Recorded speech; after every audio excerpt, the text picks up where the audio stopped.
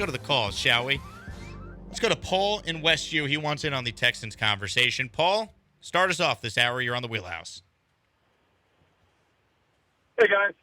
I'm wondering if, anyone asked Nick Caserio, because he seems to say he's focusing more on, the intangibles and the interviews than the tangibles in the draft. I mean, that's like watching a porn for the plot. But I'm wondering if anyone asked him, what did he see at Davis Mills 2 years ago that made him, a top pick? But as far as what they're going to do with quarterback, the last 10 years of number 2 picks, have you guys read out the list on the show? I don't know if we have on the show, but it's bad, Paul. Here it is. It's Zach Wilson, Mitch Trubisky, Carson Wentz, Marcus Mariota, and RG3. Yeah. And the 2 number 3 picks in that time frame are Sam Darnold and Blake Bortles. So the odds of the Texans, with their long history of ineptitude in the front office and in the coaching staff, with a brand-new coaching staff, nobody's ever been in any position they had before, and Nick Caserio in a new role of getting this right, I'd put it at less than 10%. So that's why I'm saying trade down at 2.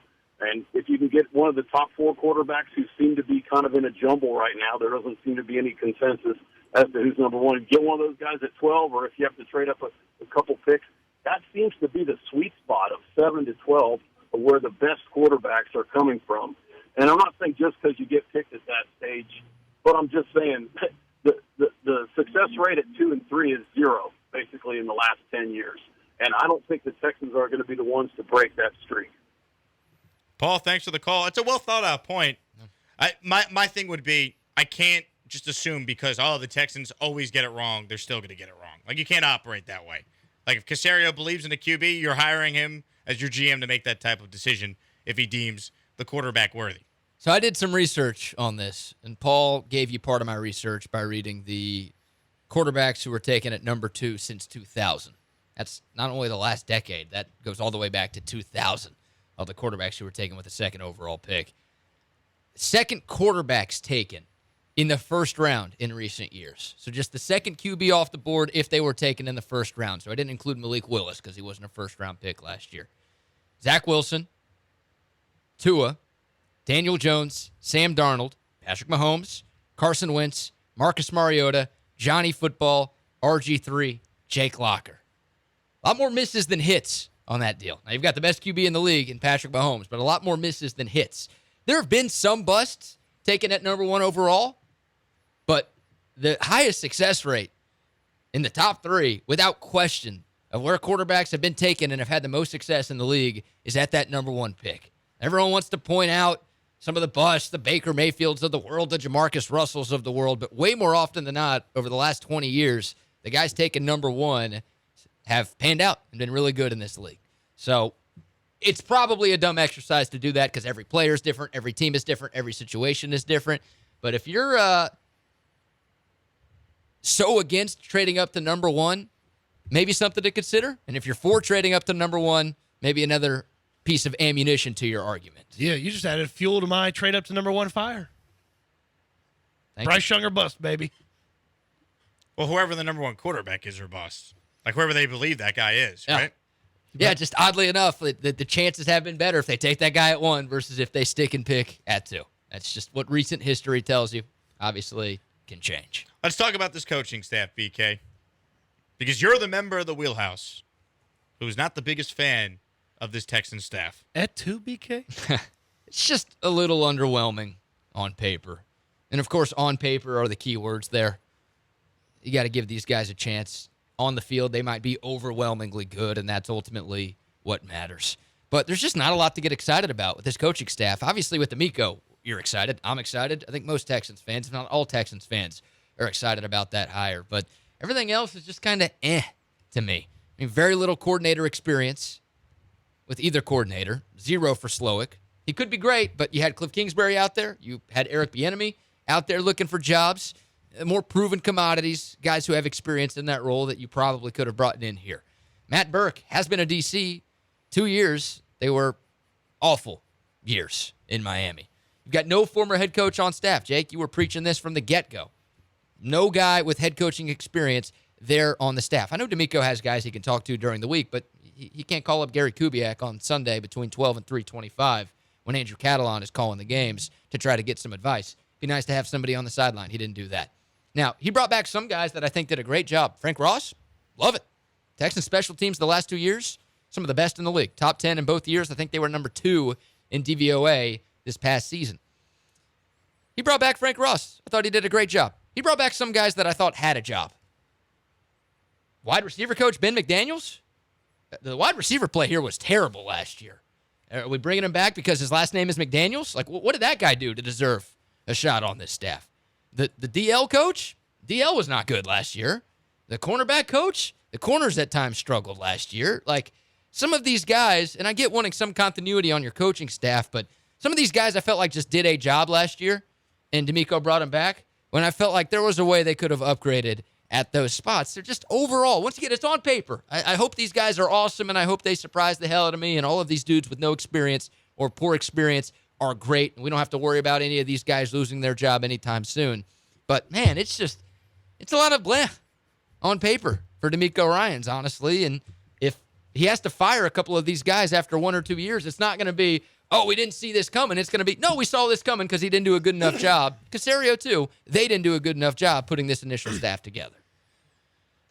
All right, lots to get through there. I'm with you. There could have been some more experienced guys and a little bit more impressive from that standpoint. And those veteran-ish guys, the older guys that are there, it's not the most impressive group of older guys. You know, Shane Day is a guy who's on the offensive side, who's been in the NFL for close to a decade now at this point, but has been coaching for almost 20 or so years.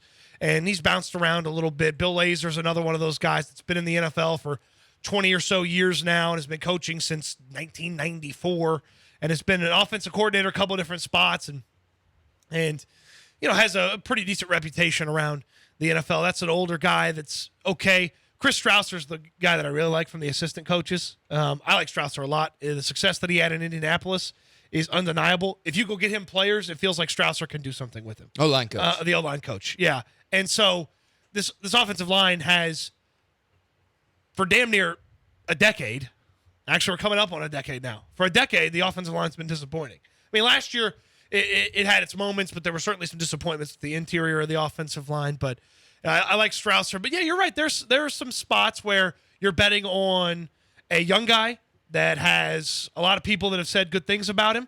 You're betting on a guy that is, you know, secondhand knowledge of the guy, because there's some guys on this staff that DeMeco Ryans has either worked with for just 1 year in the past or has not worked with before. So I think that's an interesting aspect of it. I actually like Dino Vasso sticking around because he's been the cornerbacks coach for 3 seasons. Yeah. And they've been able to find some guys, coach some guys up like Tremont Smith. We like Javier Thomas. We could see maybe both those guys come back. Desmond King, despite making a business decision every now and then in the games, he turned into a better player in his second year with the team than he was the first year.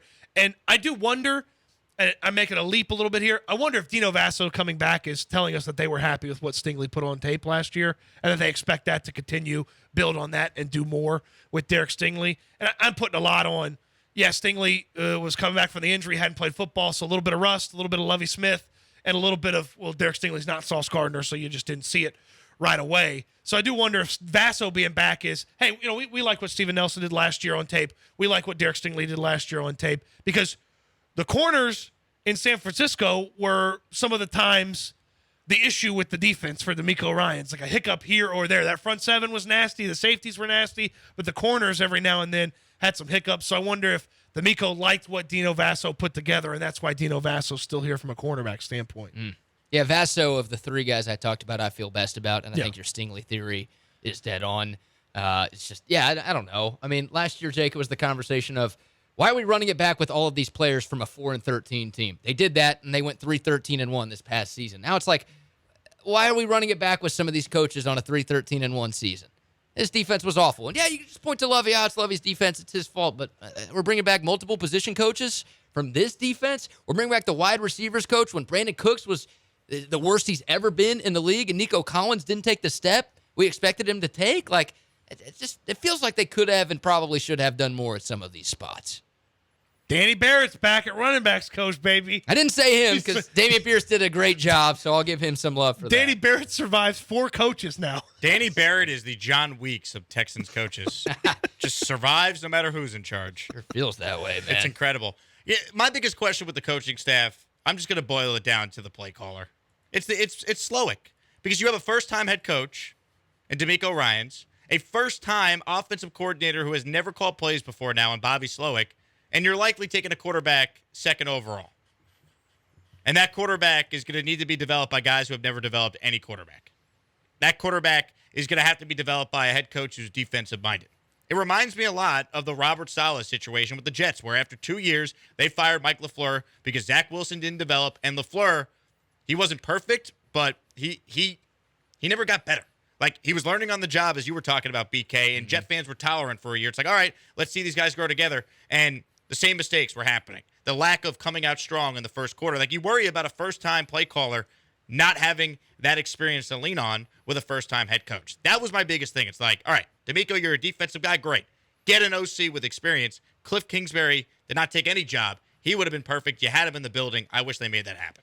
Yeah, you were on this very early. And look, if guys leave here because they're getting head coaching jobs, that's awesome. But you don't want to be making a bunch of changes to your coaching staff within the first year or two, because that means you're not having the success that you would hope to have. Yeah, a lot of faith in first-time offensive coordinator Bobby Slowick. A lot of faith in first-time quarterbacks coach Gerard Johnson.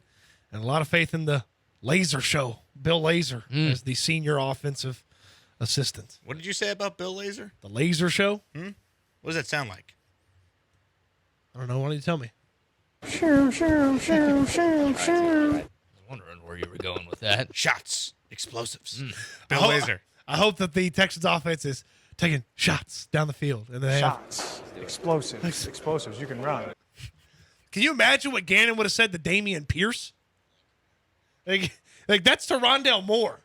You imagine what Gannon would have said to Damian Pierce? Buckle up. That's what he would have said. Probably that. Hey, you made it to the end of the video. Thanks so much for watching. If you liked what you saw, hit the like button down below, and of course, subscribe to my channel. And if you're a Houston sports fan, listen to ESPN Houston 97.5 FM or 92.5 FM weekdays from 3 to 7 every afternoon.